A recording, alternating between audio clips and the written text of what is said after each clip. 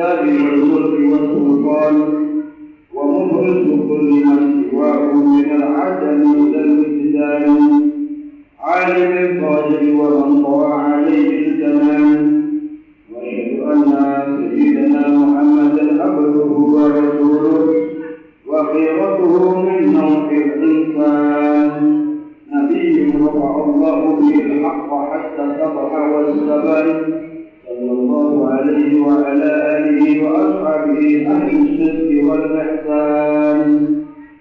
أما بعد أيها الإخوان، أوصيكم وإياي بتقوى الله وطاعته بامتثال أوامره واجتناب نواهيه. قال الله تعالى في كتابه العزيز: سبحان الذي أسرى بعبده ليلا من المسجد الحرام إلى المسجد الأقصى الذي باركنا حوله لنريه من آياتنا إنه هو السميع البصير. معاشر المسلمين رحمكم رحمكم الله، alhamdulillah bersyukur kepada Allah Subhanahu wa taala yang masih berkenan memberikan kita semua keimanan dan ketakwaan dalam hati sehingga bisa terus beristiqomah dalam menunaikan ibadah salat Jumat. Salawat serta salam semoga terus mengalir kepada junjungan kita Nabi Agung Nabi besar Muhammad sallallahu alaihi wasallam yang telah sukses dalam menyebarkan agama Islam dengan penuh rahmat dan kasih sayang. Selanjutnya Al-Fatihah berdiri di sini untuk berwasiat kepada diri sendiri dan juga kepada para jamaah sekalian untuk terus meningkatkan keimanan dan ketakwaan kita kepada Allah Subhanahu wa taala serta menjauhi semua larangan-larangan yang sudah dilarang oleh Allah Subhanahu wa taala dengan harapan mudah-mudahan ke depan kehidupan kita di dunia kelak menuju ke akhirat diselamatkan oleh Allah Subhanahu wa taala. Ma'asyiral muslimin rahimakumullah. Salah satu peristiwa yang luar biasa terjadi pada bulan ini, pada bulan Rajab, yaitu kejadian Isra wal Mi'raj, di mana perjalanan yang sangat jauh dan sulit untuk digambarkan dengan akal sehat. Namun Rasulullah sallallahu alaihi wasallam menempuh perjalanan ini pada waktu kurang dari 1 malam. Bahkan akal sehat tidak bisa menerima kenyataan itu jika tidak dilandasi dengan keimanan dan ketakwaan yang matang. Isra adalah peristiwa ketika Allah Subhanahu wa taala memperjalankan Rasulullah sallallahu alaihi wasallam dari Masjidil Haram Makkah menuju Masjidil Aqsa Palestina. Sedangkan yang dimaksud dengan Mi'raj adalah peristiwa dinaikkannya Rasulullah sallallahu alaihi wasallam dari Masjidil Aqsa Palestina menuju Sidratul Muntaha, yang mana perjalanan itu melintasi lapisan-lapisan langit tertinggi sampai batas yang tidak dapat dijangkau oleh pengetahuan malaikat, jin dan bahkan manusia. Semua itu terjadi dalam waktu kurang dari 1 malam. Allah Subhanahu wa taala berfirman: Subhanalladzi asra bi'abdihi lailan minal masjidil haram ilal masjidil aqsa alladzi barakna hawlahu linuriyahu min ayatina innahu huwas samiul basir. Maha suci Allah Subhanahu wa taala yang telah memperjalankan hambanya yaitu Nabi Muhammad sallallahu alaihi wasallam pada malam hari dari Masjidil Haram ke Masjidil Aqsa yang telah kami berkahi sekelilingnya, agar kami memperlihatkan kepadanya sebagian tanda-tanda kebesaran kami. Sesungguhnya Allah Subhanahu wa taala Maha mendengar lagi Maha melihat. Ma'asyiral muslimin rahimakumullah. Ayat tersebut menjelaskan bahwa hikmahnya Isra wal Mi'raj adalah Allah hendak memperlihatkan tanda-tanda kebesarannya kepada Nabi Muhammad sallallahu alaihi wasallam secara khusus dan juga kepada umatnya Rasulullah sallallahu alaihi wasallam secara umum. Hal itu sebagaimana dijelaskan oleh para ulama mufassirin untuk menunjukkan betapa mulianya Rasulullah sallallahu alaihi wasallam di sisi Allah Subhanahu wa taala, sekaligus untuk menambah keyakinan dan juga menyampaikan risalah dan amanahnya. Tanda-tanda kebesaran Allah itu diantaranya Rasulullah SAW mampu melihat malaikat Jibril dengan wujud aslinya, yang di dalam riwayat disebutkan malaikat Jibril memiliki 600 sayap sehingga bisa menutup langit. Allah juga memperlihatkan surga dan neraka dan beberapa keajaiban-keajaiban lainnya. Selain untuk memperlihatkan tanda-tanda kebesaran Allah, terdapat hikmah yang lain yang sangat penting untuk kita ketahui bersama, yaitu untuk menenangkan dan membahagiakan Rasulullah SAW dari kesedihan yang beberapa kali menimpa Rasulullah. Kejadian itu sebagaimana dituangkan dalam kitab Sirah Nabawiyah, dalam kitab-kitab yang ditorehkan oleh para ulama meriwayatkan bahwa sebelum peristiwa Isra wal Mi'raj, Rasulullah SAW mendapatkan ujian yang bertubi-tubi. Di antaranya pada tahun ke-7 sebelum hijrahnya Nabi, orang Quraisy membuat kesepakatan untuk tidak menjalin hubungan dengan Rasulullah SAW. Kemudian Nabi dan para keluarganya juga diikuti oleh beberapa para sahabatnya pindah ke Syi'ib atau lembah Abi Yusuf untuk berkumpul dengan para keluarga dan para sahabatnya.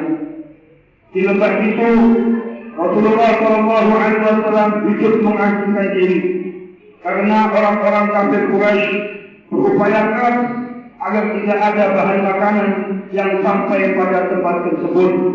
Bahkan diriwayatkan oleh para ulama, Rasulullah SAW beserta keluarga dan para sahabatnya, saking tidak adanya bahan makanan yang dimakan, Rasulullah dan para sahabatnya memakan daun yang dimamak dan membuat perutnya sahabat dan Rasulullah menjadi kenyang.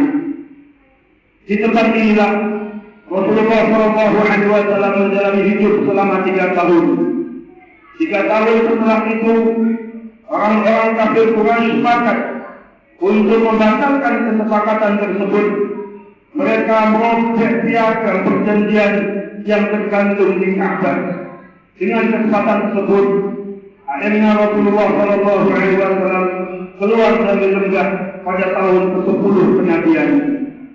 Ma'asyiral muslimin jama'at Jumat rahimakumullah. Dari sinilah undangan Isra Mi'raj datang dari Allah Subhanahu wa taala kepada Rasulullah sallallahu alaihi wasallam.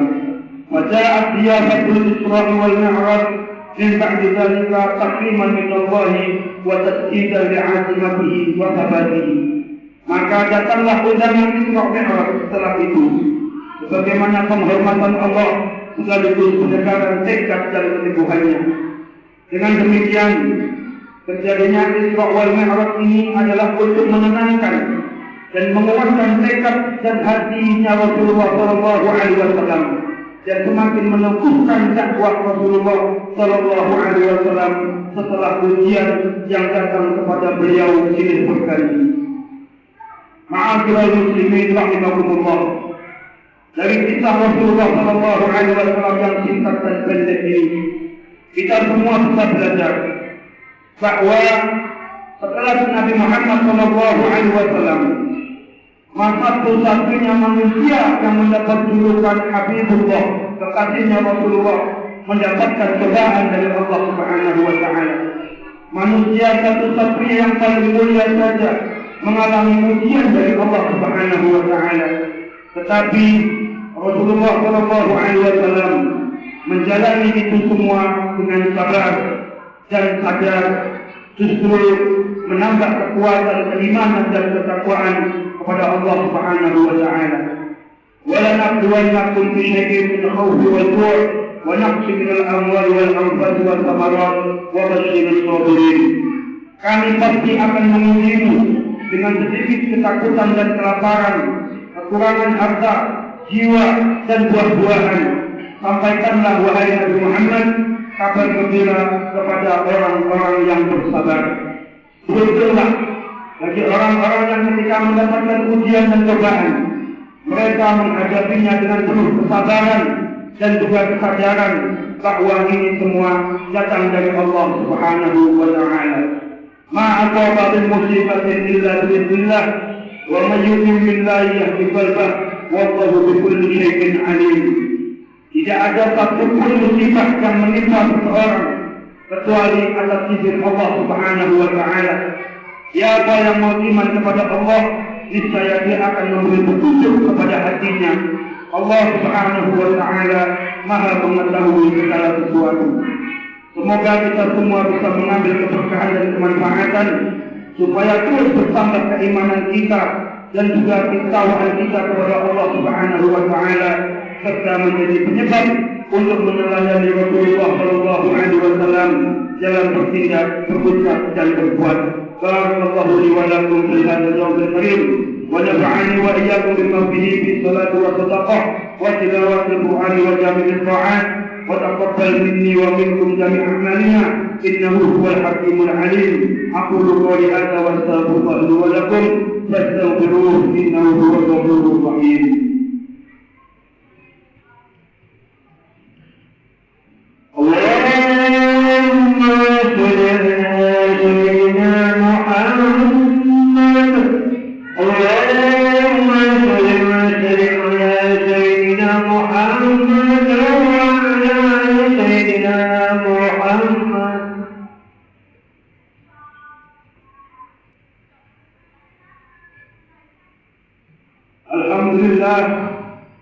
Alhamdulillah hamdan katsiran walhamdulillahi hamdan kama amar. Asyhadu an la ilaha illallah wahdahu la syarika lah, lahu lam yazal ala kulli syai'in wakila. Wa asyhadu anna sayyidana Muhammadan abduhu wa rasuluhu wa habibuhu wa qaliluhu akramul awwalin wal akhirin al-mab'uts rahmatan lil alamin. Allahumma salli wa sallim ala sayyidina Muhammad wa ala alihi wa ashabihi wa man kana lahum min at-tabi'in salatan daiman bidawabis samawati wal ardin. Amma ba'd, fa ya ayyuhal hadirun ittaqullaha haqqa tuqatih wa dharul fawahisha ma dhahara minha wa ma batan wa hafidhu ala at-ta'ah wa huduril jum'ah wal jama'ah والصوم وجميع المأمورات والواجبات. واعلموا أن الله أمركم بأمر بدأ به نفسه وثنى بملائكة مسبحة بقدسه إن الله وملائكته يصلون على النبي يا أيها الذين آمنوا صلوا عليه وسلموا تسليما. اللهم صل على سيدنا محمد وعلى آل سيدنا محمد كما صليت على سيدنا إبراهيم وعلى آل سيدنا إبراهيم وبارك على سيدنا محمد وعلى آل سيدنا محمد كما باركت على سيدنا إبراهيم وعلى آل سيدنا إبراهيم إنك حميد مجيد. أيها المسلمون، إن شهر رجب هو فرصة عظيمة لتقرب به إلى الله تعالى، فلنغتنم هذه الفرصة بالاكثار من الطاعات والعبادات، ولنحرص على أداء الصلوات وأوقاتها، والاكثار من النوافل وتلاوة القرآن والذكر والدعاء، ولنحرص أيضا على صلاة الأرحام والإحسان إلى الجيران ومساعدة المحتاجين وإطعام المساكين، فإن هذه الأعمال من أحب الأعمال إلى الله تعالى.